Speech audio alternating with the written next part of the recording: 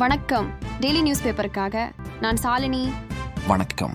Daily news பேப்பருக்காக நான் ஹேமண்ட் Sharon. Bihar முன்னாள் துணை முதல் மந்திரியும் பாரதிய ஜனதா மூத்த தலைவருமான சுஷில் குமார் மோடி டெல்லியில் உள்ள அகில இந்திய மருத்துவ அறிவியல் கழகத்தில் நேற்று மாலை காலமானார்.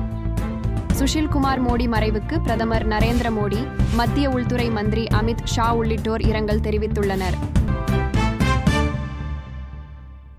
மேற்கு வங்காள மாநிலத்தில் பிரசாரம் செய்த பிரதமர் மோடி, சந்தேஷ்காலி பாலியல் சம்பவ குற்றவாளிகளை பாதுகாக்க அங்கு பாதிக்கப்பட்ட பெண்களை திரிணாமுல் காங்கிரஸ் குண்டர்கள் மிரட்டி வருகின்றனர் என்று கூறியிருந்தார்.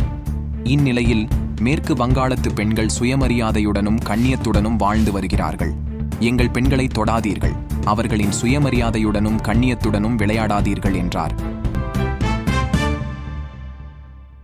தூத்துக்குடி நாடாளுமன்ற தொகுதி வாக்கு எண்ணிக்கை முன்னேற்பாடு பணிகள் குறித்து ஆய்வு செய்வதற்காக தமிழக தலைமை தேர்தல் அலுவலர் சத்யபிரத சாகு நேற்று மாலை தூத்துக்குடிக்கு வந்தார்.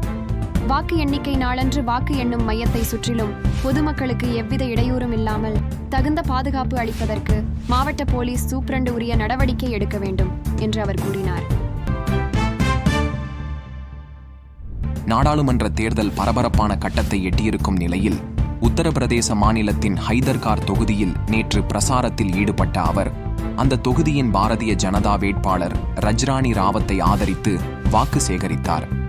4வது கட்ட தேர்தலுக்கு பிறகு மோடி அலை சுனாமியாக மாறிவிட்டதாக உத்தரப்பிரதேச முதல் மந்திரி யோகி ஆதித்யநாத் கூறியுள்ளார்.